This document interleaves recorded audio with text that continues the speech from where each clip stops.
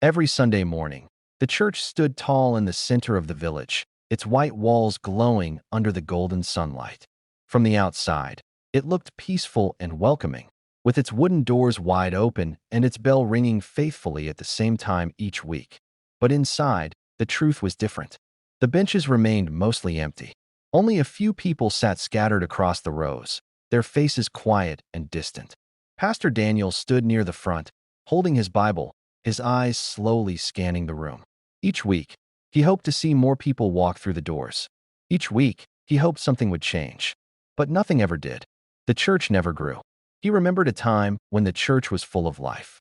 People used to sing loudly, their voices filled with faith and joy.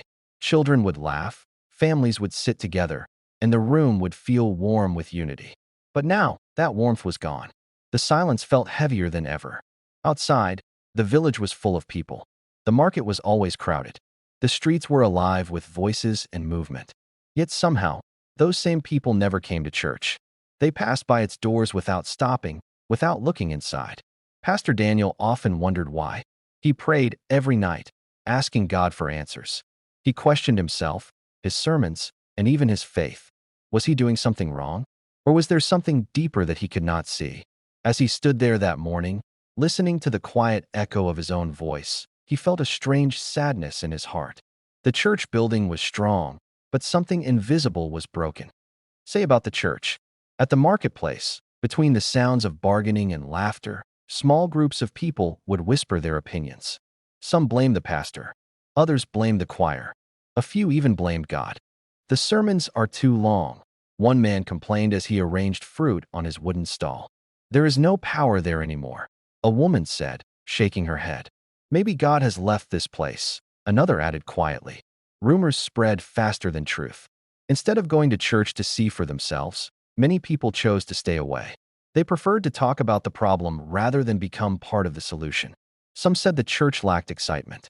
Others said it lacked miracles. A few believed it simply wasn't modern enough. Everyone had an opinion, but no one looked into their own hearts. Meanwhile, Pastor Daniel continued to prepare his sermons carefully. He prayed for the people by name. He visited the sick and helped the poor. Yet attendance continued to drop. He began hearing the whispers too. Though he tried not to let them affect him, the words weighed heavily on his heart. One evening, as he walked through the village, he overheard a group of young men laughing about the empty pews. They mocked the church openly, saying it would soon close forever. Pastor Daniel paused, but he said nothing. He simply walked on, his shoulders slightly bent. What the villagers didn't realize was that the problem was not the building, the music, or even the preaching. The real issue was something much deeper, something hidden within their own attitudes. They kept searching for faults in the church, never understanding that growth begins with the people themselves. If only they knew that their complaints were part of the reason the church could never grow. One quiet Sunday morning, just as the church bell finished ringing, the wooden doors slowly opened again. A frail old woman stepped inside. Her clothes were faded and carefully mended in several places. A worn scarf covered her gray hair, and her sandals were dusty from the long walk through the village. She paused at the entrance, looking around nervously. The church was not full, yet it felt intimidating. A few well-dressed members glanced at her briefly before turning their eyes away. Their expressions were unreadable, some curious, others slightly uncomfortable. The old woman lowered her head and walked slowly toward the last bench in the corner. She did not want attention. She did not want to disturb anyone. She simply wanted to pray. As Pastor Daniel began his sermon, he noticed her. There was something peaceful about her presence. While others seemed distracted, checking the time or whispering softly, she listened carefully. Her eyes closed during prayer, and her lips moved silently as she spoke to God with deep sincerity. When the offering basket was passed around, she searched inside a small cloth purse. After a moment, she placed a single small coin into the basket. It was not much, but she gave it with trembling hands and a humble heart. After the service ended, people quickly gathered in small groups, talking among themselves. No one approached her. No one welcomed her. She quietly stood up and walked toward the door. Before leaving, she turned back for a brief moment and looked at the empty spaces in the church. There was sadness in her eyes, not for herself, but for something greater. As the old woman continued to attend the church every Sunday, people began to notice her more. She always arrived quietly and sat in the same place at the back. She never spoke to anyone, and no one spoke to her. But her presence made some of the members uncomfortable. They watched her from a distance, whispering behind her back. One woman leaned toward her friend and murmured, "Who is she? I've never seen her before." Her friend shrugged. "She doesn't look like she belongs here." A well-dressed man frowned as he saw her worn clothes and dusty sandals. He adjusted his jacket and moved slightly farther away, as if afraid her presence would somehow lower his dignity. No one greeted her. No one smiled at her. They made her feel invisible without saying a single word. Pastor Daniel noticed everything. He saw the way people avoided her. He saw the silent judgment in their eyes. It troubled him deeply, but he wasn't sure how to change their hearts. Meanwhile, the old woman remained humble. She never complained. She never reacted to their cold behavior. She simply came to pray. One Sunday, as she slowly walked down the aisle, two members quietly moved their belongings from the empty seat beside them, pretending they were saving it for someone else. The message was clear. She was not welcome. For a brief moment, she hesitated. Her eyes reflected pain, but she said nothing.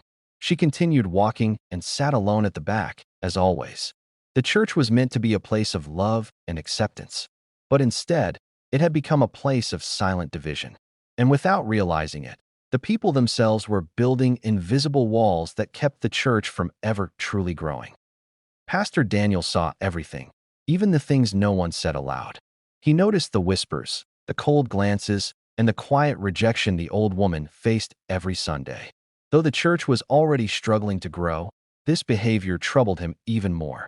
He stood at the front, delivering his sermons with calm strength, but inside, his heart was heavy. He spoke about love, kindness, and humility, yet those very lessons were being ignored by the people listening to him. Sometimes, as he preached, his eyes would briefly move toward the back of the church where the old woman sat alone. She always listened carefully, her face peaceful and sincere.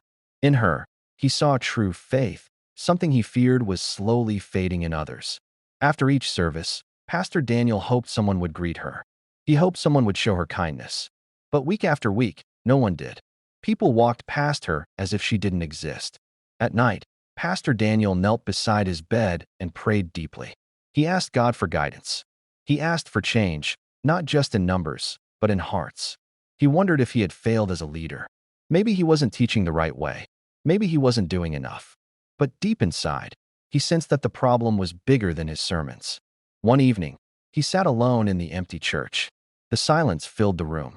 He looked at the rows of empty benches and felt a deep sadness. The building was not the problem.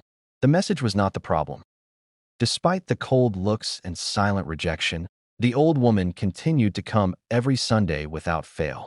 Whether the sun was burning hot or the wind carried dust through the village streets, she walked slowly toward the church with quiet determination. Some people wondered why she kept coming. After all, no one welcomed her. No one invited her to sit with them. No one asked her name. Yet she never missed a service. She always arrived early, before most members. She would sit at the back, bow her head, and whisper soft prayers. Sometimes her lips trembled as she spoke to God. Sometimes a tear rolled gently down her cheek. But her faith never seemed to weaken. One Sunday, heavy rain poured over the village. The roads were muddy, and many regular members chose to stay home. Pastor Daniel expected the church to be nearly empty. But when he entered the building that morning, he saw her. She was already there. Her clothes were damp from the rain, and her scarf clung slightly to her head. Yet she sat quietly in her usual place, hands folded, eyes closed in prayer. Pastor Daniel felt something shift in his heart. While others stayed home for comfort, she came with commitment. While others complained about small inconveniences, she endured difficulty just to be in God's house. Her presence was no longer small. It was powerful. Though the church seemed weak on the outside, her faith burned brightly within its walls. She did not come for people's approval. She did not come for attention. She came for God. One Sunday morning, something unusual happened. As the service was about to begin, a black car stopped outside the church. It was unlike anything the villagers had seen before. Its polished surface reflected the sunlight, and its presence immediately caught everyone's attention. People standing nearby whispered among themselves, curious about who could be inside. Moments later, The car door opened, and a well-dressed man stepped out. He wore an elegant suit, and his confident posture showed importance. His shoes shined as he walked slowly toward the church entrance. Inside, the members noticed him immediately. Their expressions changed. Some straightened their clothes. Others smiled, hoping to make a good impression. They assumed he must be someone wealthy or powerful. The man entered calmly, his eyes scanning the room as if searching for someone. Pastor Daniel greeted him warmly and offered him a seat near the front. But the man did not sit. Instead, he continued looking around, his expression serious and focused. Then his eyes stopped. He saw the old woman sitting alone at the back, just as she always did. Without hesitation, the man began walking toward her. The sound of his footsteps echoed softly in the quiet church. Everyone watched in silence, confused by his actions. When he reached her, his serious expression softened. He bent down gently and spoke to her with deep respect. The old woman looked up, surprised. Then, slowly, she smiled. In that moment, the entire church felt something shift. No one understood what was happening, but they could sense that this moment was important. The stranger was not there by accident. He had come for her. Well-dressed man stood beside the old woman. Everyone watched closely, their curiosity growing with each passing second. The man gently held her fragile hands and helped her stand. His actions were filled with care and respect, something no one else had shown her before. Then he turned to face the congregation. His voice was calm but strong. "This woman," he began, "is my mother." A wave of shock spread across the room. People looked at each other in disbelief. This poor, quiet woman they had ignored was the mother of such an important man? He continued speaking. "I left this village many years ago with nothing. We were poor. We struggled every day, but my mother never lost her faith. She prayed for me in this very church." He paused, his eyes filled with emotion. "She told me this was God's house. She believed this was a place of love." The members lowered their eyes, feeling uncomfortable. The man's voice grew heavier. "But when I returned, I watched how you treated her. I saw the way you ignored her, the way you judged her, the way you made her sit alone." No one spoke. Shame filled the air. "My mother is rich," he said softly. "Not in money, but in faith. She never stopped coming here, even when you gave her no reason to stay." He looked around the room, his words cutting deep into their hearts. "You wonder why this church cannot grow. Growth does not come from buildings or money. It comes from love. And love was missing here." Tears filled the old woman's eyes. In that moment, everyone realized the painful truth. The church had not been empty because God had left. It had been empty because love had. After the man revealed the truth about the old woman, the atmosphere in the church changed completely. Shock turned into silence, and silence slowly turned into shame. The villagers could no longer hide from what they had done, or rather, what they had failed to do. Faces that had once been filled with pride and judgment now looked down at the floor. Mothers held their children closer. Fathers clenched their fists in guilt. Everyone realized that their behavior had not only hurt the old woman, but it had also blocked the blessings the church could have received. Some people whispered apologies, but they felt hollow. Words alone could not erase the weeks, months, and years of neglect. They had mocked her quietly, avoided her presence, and ignored her faith. They had built invisible walls around themselves, leaving the church cold and empty. Pastor Daniel watched the scene unfold. He had prayed for understanding, but even he had not expected such a powerful moment of revelation. The shame on the villagers' faces was proof that they finally understood what he had been feeling for so long. The old woman stood tall, though her body was frail. She looked around, her eyes filled not with anger, but with quiet sadness. She had never wished harm. She had only wished for love, for respect, for faith, for God's house to be truly filled. The man who had revealed the truth stepped back, giving everyone a chance to reflect. His presence reminded them that wealth and status were meaningless in the eyes of God. Faith, humility, and love were the true measures of a person. Slowly, people began to murmur to each other, shame turning into a desire to change. Hearts softened, minds opened. They finally understood the lesson they had ignored for so long. The church could never grow without love, and love begins with how you treat one another. The same. The truth about the old woman had shaken everyone to their core. People who had once whispered, and judged now reflected deeply on their own hearts. They realized that the church had not been empty because of lack of sermons, rituals, or decorations. It had been empty because love, respect, and humility had been missing. Pastor Daniel noticed the change first. On the next Sunday, more people arrived than ever before. Some came shyly, others with embarrassment in their eyes, but all came with a willingness to be different. They greeted one another, helped the elderly find seats, and even welcomed strangers as if they were old friends. The old woman continued her weekly visits, but now she was no longer ignored. Children ran to sit near her, curious about her gentle smile. Adults approached her to listen to her wisdom, realizing that her faith had been the foundation the church had been missing all along. The man who had revealed her identity returned occasionally, watching quietly as the church transformed.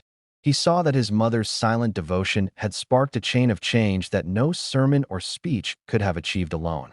Slowly, the church began to grow, not just in numbers, but in spirit. People learned to care for one another, to honor faith over appearances, and to practice love in their everyday lives. They understood that God's blessings were not tied to wealth, status, or outward perfection, but to hearts willing to give, forgive, and welcome. Pastor Daniel often reflected on the lesson. He realized that the church's growth depended not on him alone, but on every person who entered its doors. And from that moment, the church became a place where anyone, rich or poor, young or old, could come and feel the embrace of true faith.